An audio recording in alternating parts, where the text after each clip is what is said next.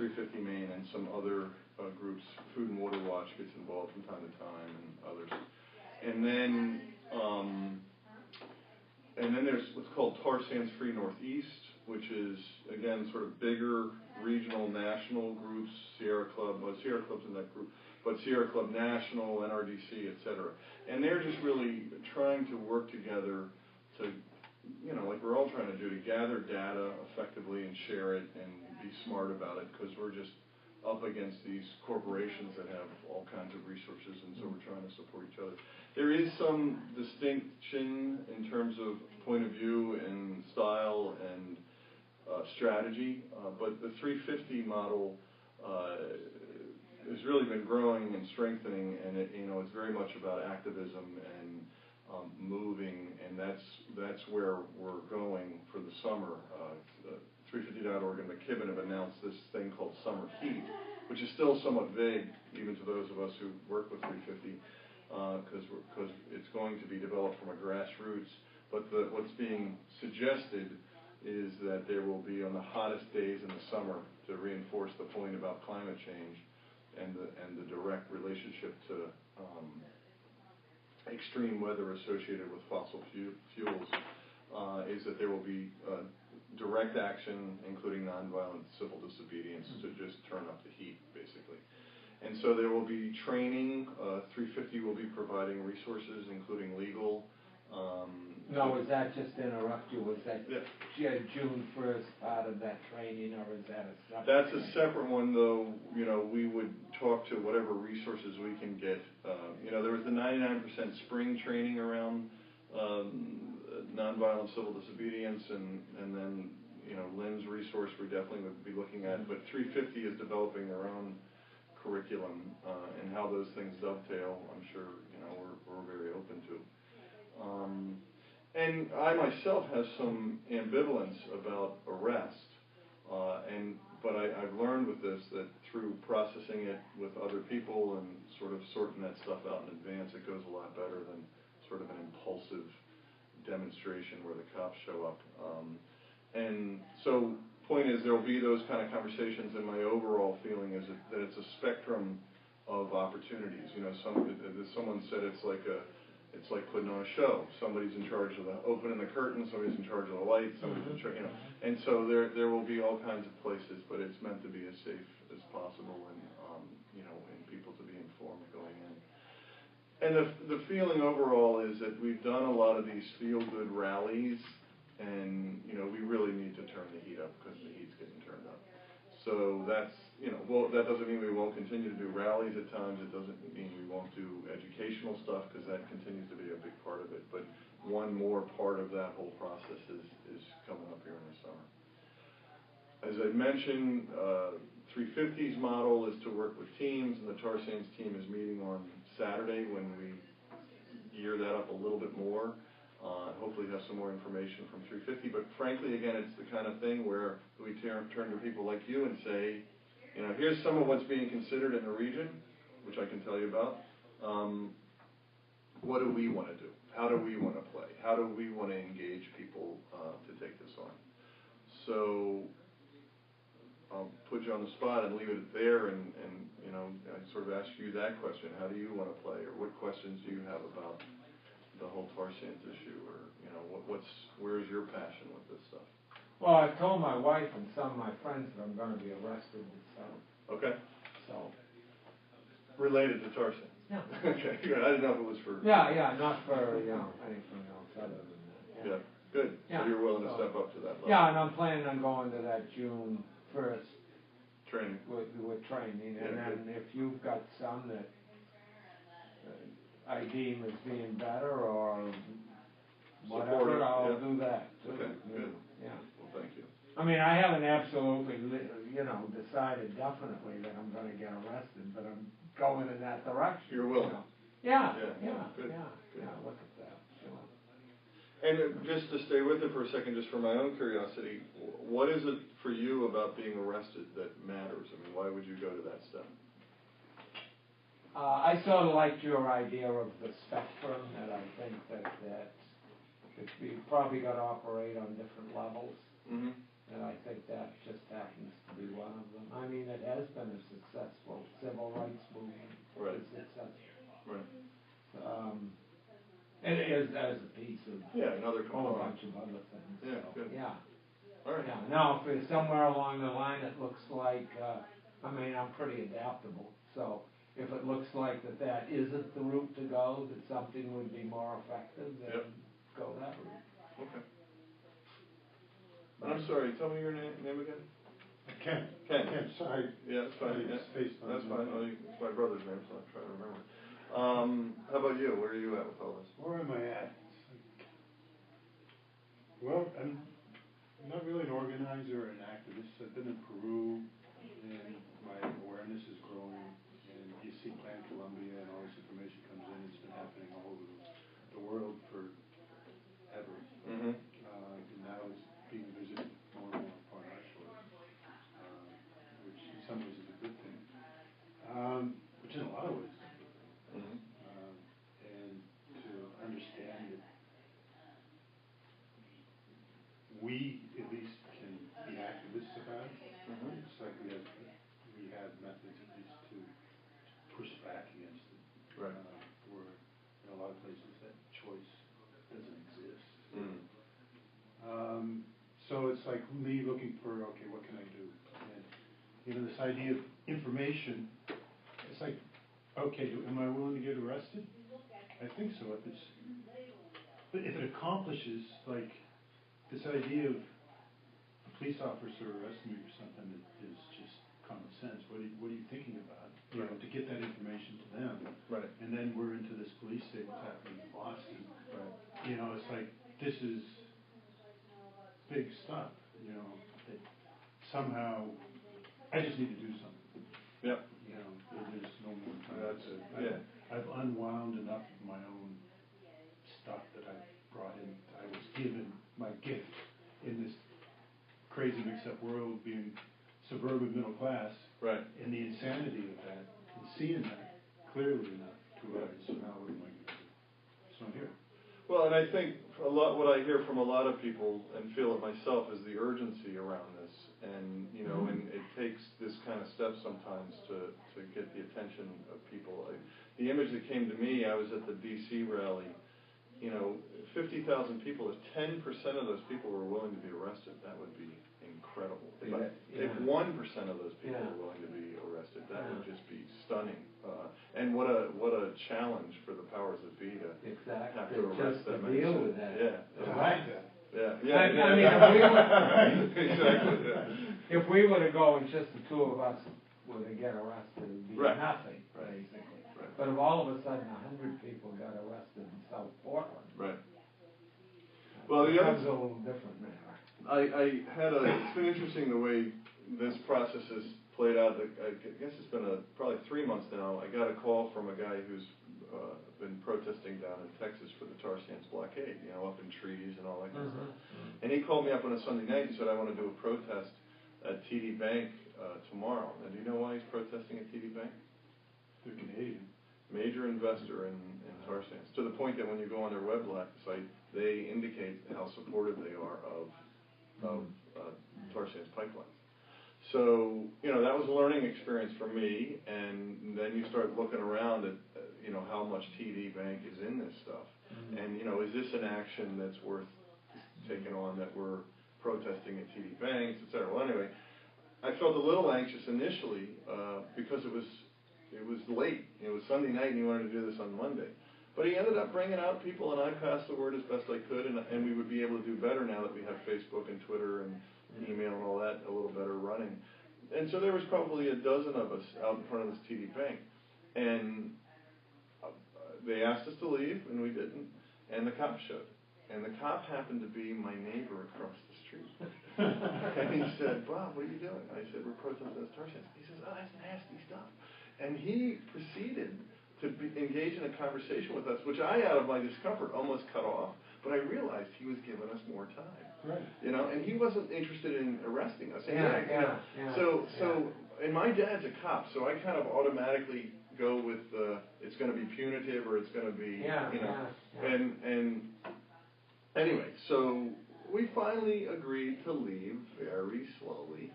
but we did what we wanted to do. And then the last one, real quick, just the other day, we had another one of these sort of impulsive, spontaneous protests in South Portland, out in front of the Portland Pipeline Company. And we're all standing there, and again, it happened last minute. There was, I think, 13 of us. And the cops show up, no lights or sirens, but 2 of them. And we are stretched in front of the Portland Pipeline gate, some on the grass, some on the roadway where the gate would open. Yeah. And the cop rolls down her window and she says, "You need to move off the grass." And that was it. We moved off the grass, actually more in the way of the gate, and she left. So the whole thing of, it doesn't necessarily, I think we've got the potential that cops in this area realize they're part of the 99%. But who knows, when it gets a little more if they're told by their superiors, right, arrest them, we're going to get arrested. Or get fired. Or get fired, yeah, exactly, yeah. So, point is, we don't know what's going to happen, and we need to be prepared that anything could. But there's definitely a growing desire to step it up. So, I'm curious about the TD Bank. Yeah. That experience. It's like, do the actual people at the bank, I don't know what bank it was, know about tar sands and what that TD Bank's even invested in? Do these actions get that information to the employees, which can shift something internally? Is that how this process works? Well, I think given the nature of it, which was holding a banner that says TD Bank is for tar sands, was really more for the public. Right. And on some level, more for something for us to put up on social media, to put out maybe too much to the choir. Right. But I think, as we've said, the whole spectrum, there's got to be education, some of which could go to employees. There's got to be, some energizing activities like the rallies and so forth. But, there may be this other component of civil disobedience that's really essential. So, and I think that's educational. I think that gets people's attention. And weaving through that is making contact with the press and getting the word out. But I think some of what we saw in that experience, and as I've seen in other experiences, is employees, we were just kind of in their way, and they weren't necessarily receptive to, education. But there was one woman who did engage and indicated that she wasn't aware. And maybe that makes 2 and then 3. I don't know. I was just curious how it works. And sometimes it's really late too. Something you do now may not reap a benefit for a year. Right. It's planting seeds. Yeah. Right. So, the rest of it, and again, I don't know how much of this you know. There's a lot. I live in South Portland. I'm on the Conservation Commission there, and I am personally very energized, and I think in an objective way, that if we really put a fair amount of energy into South Portland, it could. To say that it would shut it down is maybe a little too exaggerated, but it could, because if the planning board did not approve the Portland Pipeline's applications for reversal of tar sands, then it can't come into South Portland, which on some level essentially stops it. And so there's lots of detail to that, but there are efforts and energy to really focus, and in addition to other communities along the pipeline, which are very important, but to really get focused in Portland, and frankly, in Greater Portland. Frankly, part of the challenge with Greater Portland is it's a really tough area to organize, at least in my experience. And when I talk to other organizers, up in this area, it's almost easier in some regards. And I don't know, I've debated with others what the factors are, but point is we're trying to grow a Greater Portland contingent of 350 players, and we definitely are looking for people who want to play in South Portland because of that. So, and again, that's more we'll look at with the tar sands team and all that. Now, what are your say over the next? Okay, you're going to do some stuff in the heat of the summer. Yeah. So prior to that, what's coming up in regards to South Portland activities? Well, the South Portland specific, there's a grassroots group of people who are a core group right now who are meeting weekly to develop a strategy, which they will then present to the larger South Portland community. And I can give you some of those specifics. there's a protest every Sunday from noon to 1 on the Casco Bay Bridge to try to get some attention. I don't know if you guys were aware of or involved in the anti-war protests in the protest on the bridges. Yeah, there's some in Damascus. Yeah, and so that same, that now has transitioned over to, in South Portland, to a protest against the tar sands. And I'm encouraging that we consider doing that across the state to, again, get people's attention and get the word out. We just had a solidarity action with some of the Native Americans whose tribal lands were affected by the Enbridge pipeline up north. And this was, again, another impulsive, kind of last minute, not really planned out, but let's try it thing where like 13 of us showed up, as I just said, at the Portland Pipeline Company. And so those kind of things could continue to play through the summer. But there's definitely a desire to have a more organized process, both in South Portland and nationally, frankly. Yeah. So the Portland Pipeline Company could be a real target, frankly, for protests and other activities, but that hasn't been decided. There are other areas in the state and other areas in the region that, will be debated and discussed. I'm trying to think if there's anything else specific to South Portland. Well, the key thing with South Portland, as you may or may not know, is that though they were saying they weren't pro-tar sands, or they didn't intend to bring tar sands, way back in like 2008, the Portland Pipeline Company filed an application. So that it could have. So it could have. Right, yeah. And have you seen that information? No. Yeah, I've seen that. I can show you real quick. I was going to show you on the TV, but just the three of us, let me show you here. I'm sorry, my computer's a little dirty. And while I'm open, I'll just continue by saying what ended up happening was the application was moving to expire, and they reapplied. Yeah, right. Yeah. And then we all got a little nervous because it was due to come up again in, it ultimately did expire at the end of August of last year. And that was approaching, we were nervous that they were going to just do anything to keep the application going, but for whatever reason they didn't. But they still do have an active DEP permit that allows them to have the following things. I'll show you here.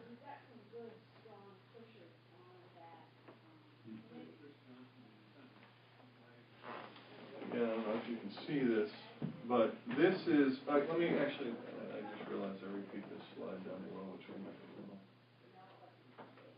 little. So here's the Alberta tar sands with the Enbridge pipeline bringing it over to Montreal, and then what we're calling the ExxonMobil pipeline coming from there. And then crosses the Androscoggin and the Crooked River, and ends up in South Portland at what they call Pier 2, which is where you see the tankers come up and they offload. And currently it now goes up to Montreal, but if they reversed it, it would end up here. And if you look to the right, what do you see? SMCC and what is it, not Bug Light, the other light, Spring Point, and Bug Light's to your left. So then the next one is they have filed an application for expanding the pier with these things they call dolphins and putting some modifications to the loading arms that are out there now and putting in what they call vapor control units, which are also known as 70-foot smokestacks, two of them. And, the absurdity of calling them vapor, what do they call it? Vapor containment units, VCUs. Yeah, it sounds like it's a smog preventing. Well, let's just call it pollution, because that's what it is. So this is directly related to the bitumen, what they have to do to the tar sands. Right, they have to, as it comes in, they've got to off-gas all the stuff that allowed it to be liquefied. And so, so as we look at how to fight this, we just continue to educate local residents. Do you really want two 70-foot smokestacks off the end of this pier? It's ugly enough you've got tankers coming in and going and all the spill risk there. So, there's consideration as to how to approach that. There also was did you go to the tar sands workshop in South Portland? No. There was a special election for District 1 election, like on a Monday, and then the Tuesday, the very next night, the city councilors of South Portland put on a tar sands workshop where approaching 500 people showed up. At least 80% of them were opposed.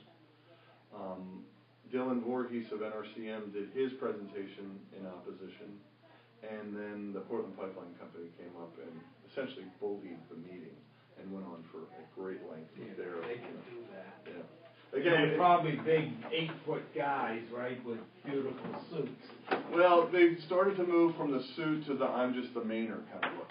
So it started to get a little more flannel and. Oh, really? Yeah. And they But really, the more they open their mouth, enough to make you puke. I've seen yeah, presentations like that in other arenas. I don't think they're helping themselves in some ways, but they're also smart enough to figure that out and polish it up a little bit. Yeah. They also went to the Portland Water District and did this lengthy presentation about even if there was a spill into the Sebago Lake, which this pipeline goes past, it wouldn't be that bad because the hydrology and the topography of Sebago would be such that it would never get into It the. would be going in. It would never go into the. It's just not true. I mean, they basically they present themselves as if the BP spill had been their responsibility. It would have either never happened or they would have fixed it in an hour. Yeah. And that's really kind of the way they play it. Yeah. So we got to keep speaking truth to that because they keep saying it as if it's true, and some of these trustees from the Portland Water District or some of these city councilors have been impressed. And it's that thing of just keep saying it's true. Well, we got to actually tell the truth. do you think that? Yeah. Missouri just recently, Arkansas. Yeah, do you think that the company in Arkansas would have said that they'd have it picked up in an hour? Right. As they're putting down paper towels in wetlands. Yeah. It is absurd. No, it is absurd. It is absurd. It's absurd. And So- the Sorry, reliance I'm joining you on late. that may or may not work too. Right. And they have to believe the technology. Right. Right, and again, they present, I mean, the one thing they've got going for them is that they have not had a major spill yet. So, but that doesn't mean, I mean, again, as in many discussions you guys have heard, pipelines spill. The Keystone XL pipeline, the new section, the 1 year section, spilled 17 times in the first year. I mean, they just, it's a mechanical, physical structure that has risk, and it's not. For them to suggest it's perfect is just not honest. Yeah, I haven't had a flat tire in a couple of years. That's right. So you got perfect tires. Yeah, I have. So, again, a lot of our energy over the past year has been just kind of keeping up with our education around it and learning, and then trying to share it with others. And when different organizations like 350 or the Coalition might announce an event, we just try to stay engaged. Yeah. But 350 is, Maine, I think, is getting stronger and starting to find its own voice and prepared, and just want to work with other people who, want to step up. So that's what's coming up, and no question about it, for the summer, and that's what that tar sands meeting next week's about. And, we're finding success with Facebook, webpage, email, as one form of communication, but then this is the stuff that counts. Keeping it local, it takes time, but it's important. So anyway, I don't mean to keep babbling. Other questions, concerns, other thoughts on? When's the next meeting? Saturday? Saturday the 11th from 9 to noon at the Durham Friends meeting in Durham. We try to keep them north and south and move them, but this one's going to be down there. You're gonna have once a month? I can't make it. Saturday. Right, yeah, we don't do them once a month, but we're going to move to doing them more regularly. And, yeah. I want to point out, Yeah. and I'm going to point this out downstairs if I get a chance to butt in, but these Cisco systems, these video teleconferencing, did Mike tell you? No, go on. They are available at almost, like, not every Maine library. Huh. But they all interconnect. Like, there's one in Portland, there's one in Lewiston, Bangor, here. Good. They're all over, and we should be using these for free. Yes, true. And holding, I think we should be connecting rather than traveling vast amounts. Exactly. So in other words, if he did something in South Portland, I might be able to go to the Bath Library or something and Yeah, connect with we you could guys. we could connect, and we just plan it out to meet on the same. We're Yeah, all 'cause I'm gonna- not gonna run down to Silk. I mean, if I go down to get arrested, I'll run down that day, but I'm not.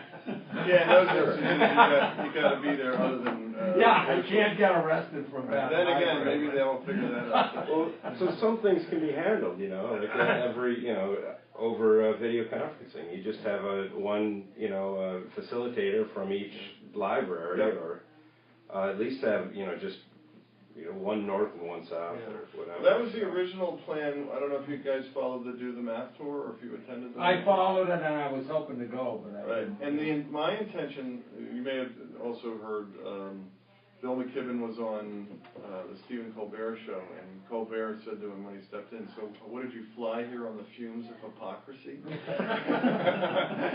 And so, I really continue to engage all of us to be in integrity about this stuff. Yeah, and not be yeah, driving all over. absolutely, So yeah. for the Do the Math tour, I wanted a central place, which I actually was arguing that it should have been Bangor, frankly. I wanted it to come a little farther north.